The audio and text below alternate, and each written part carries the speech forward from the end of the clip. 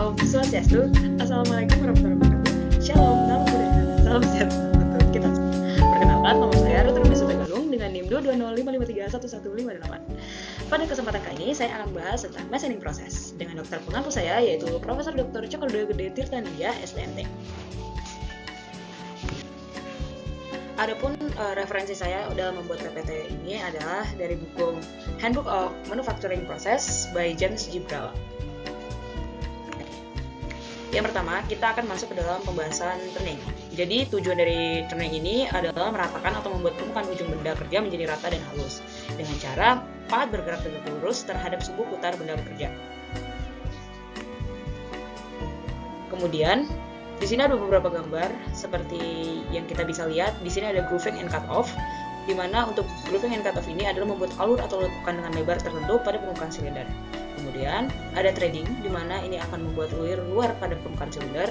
Kemudian ada tracer turning yang akan menghasilkan bentuk profil khusus mengikuti pola atau tempat. Kemudian ada drilling, di mana drill itu membuat lubang pada sumbu benda kerja. Kemudian ada drilling yang akan memperbesar dan merapikan lubang yang sudah dibor. Kemudian ada boring yang memperbesar diameter lubang atau memperhalus lubang yang sudah ada dengan pahat khusus. Kemudian kita masuk ke dalam form tuning. Jadi untuk form tuning di sebelah sini ada gambar. Di sini sudah ada gambar workpiece yang dimana ini akan diputar pada sumbu utamanya. Kemudian ada form tool di sini, dimana ini akan digerakkan secara tegak lurus ke arah benda kerja. Jadi saat pahat itu nyentuh dan memotong, bentuk pahat itu bakal langsung kecetak di permukaan benda kerja yang akan menghasilkan profil yang sama. Kemudian ada engine latches.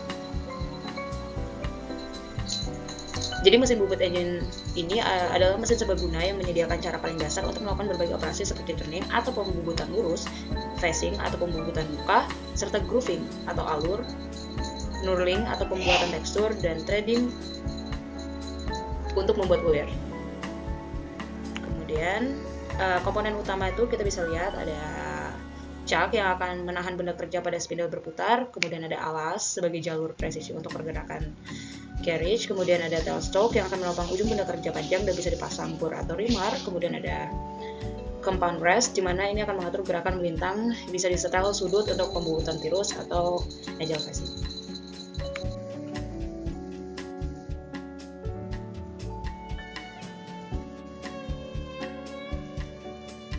Oke, di sini ada bagian cross slide, di mana bagian ini bergerak melintang atau transversal yang akan mendukung pergerakan pahat dalam arah tegak lurus sumbu benda kerjanya. Kemudian di sini ada gambar cross slide, di mana di sini ada 4 loop position yang dimana dudukan pahat itu berbentuk kotak dengan 4 posisi pahat. Jadi ini tuh biasa digunain buat pemotongan tambahan sesuai urutan operasi. Kemudian ada tool holder, carriage, dan bed, yang dimana ini adalah rangka utama mesin bubut. Jadi dia bakal menyediakan lintasan bagi carriage dan ram. Kemudian ada single spindle screw mesin, dimana di sini ada headstock yang bakal menopang dan memutar benda kerja. Kemudian ada workpiece yang menjadi batang logam atau barstock yang diproses secara otomatis. Kemudian ada ram atau turret, di mana turret itu 6 sisi yang dipasang pada ram. Jadi ini mampu menampung beberapa pahat yang digunakan bergantian. Kemudian ada crosswise yang bakal terletak yang dimana dia terletak di sisi spindle yang digunakan untuk membawa pahat yang bergerak melintang ke arah benda kerja. Kemudian ada Swiss steps, kemudian ada upper slides, di mana ini dipasang di bagian atas di dekat spindle-nya. Jadi itu yang bakal menahan pahat tambahan buat operasi pemesinan tertentu. Kemudian tuh ada Swiss type screw mesin, yang dimana pada mesin tipe Swiss itu tuh pahat tuh dipasang pada 2 cross slides dan 3 upper slides yang disusun secara radial mengelilingi spindle. Untuk part-partnya di sini ada workpiece, yang dimana itu ada benda kerja, dimana pada workpiece ini batang akan berputar, terus diproses, kemudian dipasang di spindle dan digerakkan oleh headstock. Kemudian masuk ke dalam cross tool slide, dimana dudukan pahat yang bergerak melintang terhadap benda kerja itu dipakai untuk pemotongan radial. Kemudian ada upper tool slide, dimana dipasang secara radial di sekitar spindle. Kemudian ada headstock, dimana itu nggak bakal kelihatan langsung di gambar, tapi ini fungsinya untuk ngegeser batang berputar ke arah pahat. Kemudian ada cam atau rocker arms, di mana cam ini mengendalikan gerakan pahat dan headstock. Jadi rocker arms itu meneruskan gerakan cam menjadi gerakan topong.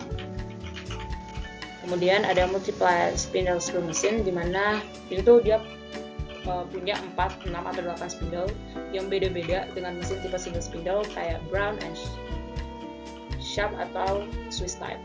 Jadi pada setiap posisi spindle itu terdapat close slide dan sering juga ada cross slide-nya buat tiap spindle-nya. Kemudian untuk kayak spindle di nomor 1 sampai 6 itu, jadi ini tuh bakal megang batang logam dengan semua spindle berputar bersama lalu berpindah posisi. Jadi setelah setiap siklus pemotongannya. Kemudian cross slides yang bakal terletak berhadapan dengan setiap spindle dan membawa pahat untuk melakukan operasi pemotongan radial pada benda kerja. Kemudian ada headstock, di mana ini akan memegang semua spindle dalam satu drum yang bisa berputar untuk berpindah posisi, dan yang bakal memungkinkan setiap benda kerja itu dikerjakan secara bertahap dengan pahat berbeda di setiap posisi. Kemudian ada proses drilling. Jadi drilling itu adalah alat yang paling umum digunakan untuk pengeboran kayak twist drill, yaitu batang dengan alur helix atau helical flutes dengan 2 atau lebih mata potong di ujungnya. Jadi itu ada juga jenis bor lain yang nggak memiliki alur helix sebenarnya, atau dia cuma punya 1 mata potong. Dimana untuk proses pengeboran ini biasanya umumnya untuk dipakai baik pada mesin modern dengan kontrol komputer maupun mesin dengan spindle ganda, hingga bor dengan tangan listrik atau bor manual dengan anchor. Di sini ada double drill, di mana jenis twist drill ini yang paling sering kita temuin di kehidupan sehari-hari, di mana dia punya alur helix untuk membuang serpihan yang dipakai untuk pengeboran umum dengan berbagai ukuran. Kemudian ada straight flow drill, di mana dia tuh nggak cocok sih sebenarnya. Dia tuh nggak punya alur helix, jadi biasanya ini dipakai untuk material lunak kayak plastik, tembaga, kayak gitu.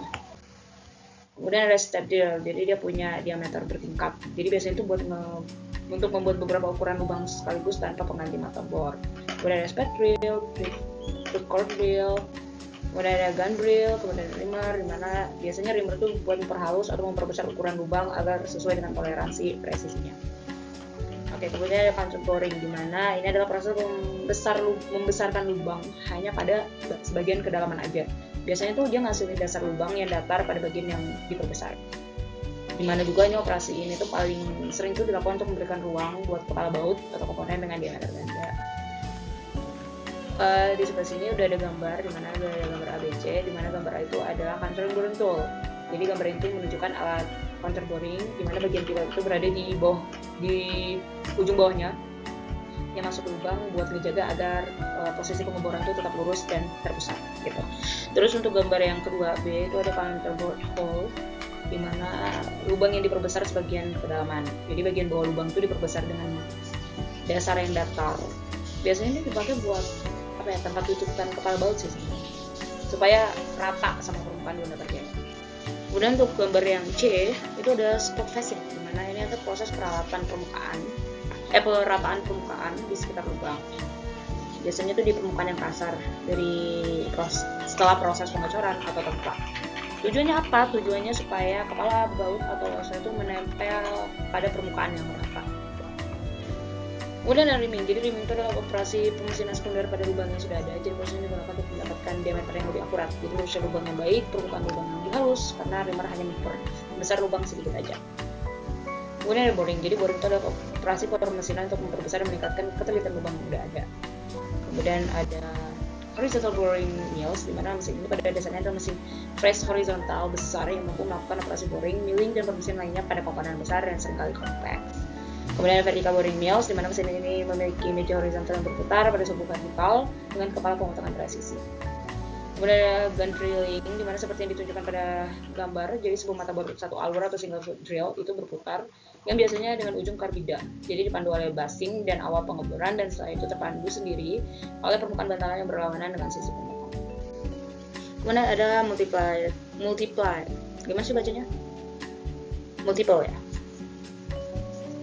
Ini tuh pengeboran multi spindle, di mana itu ketika jumlah produksi itu cukup besar, maka dapat digunakan untuk membuat sebuah kepala bor dengan beberapa mata bor yang semuanya itu digerakkan dari sumber tenaga yang sama dan bersentuhan dengan benda kerja secara bersamaan.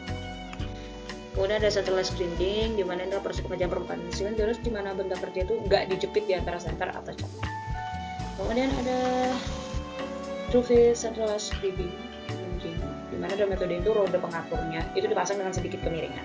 Jadi dilihat kayak gambar Bringkop ini tuh Ini tuh bakal ngasilin benda kerja itu dapat bergerak maju sambil proses pemberian berlangsung.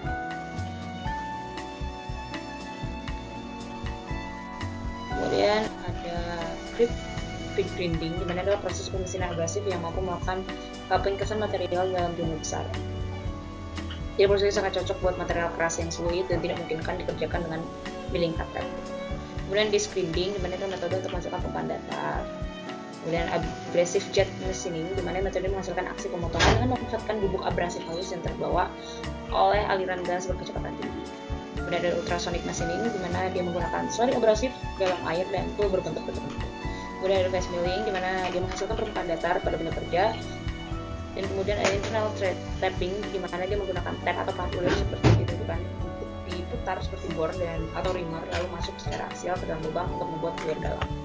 Kemudian ada single point screw thread cutting, di mana ini pahat dipasang pada garis mesin bubur.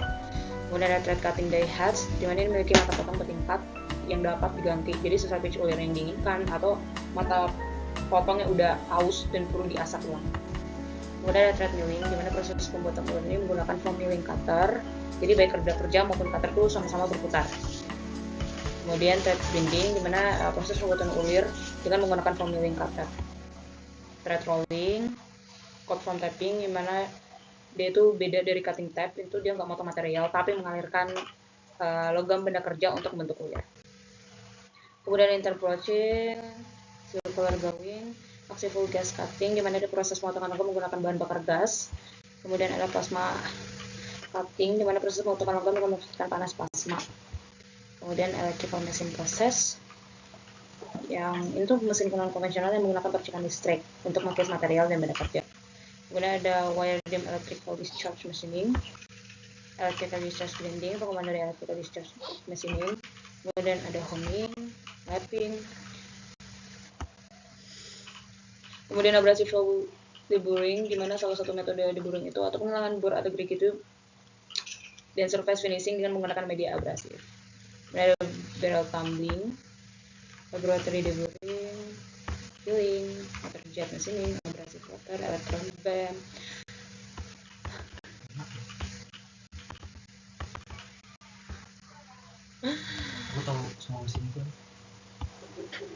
Kemudian ada trimming, high speed machining.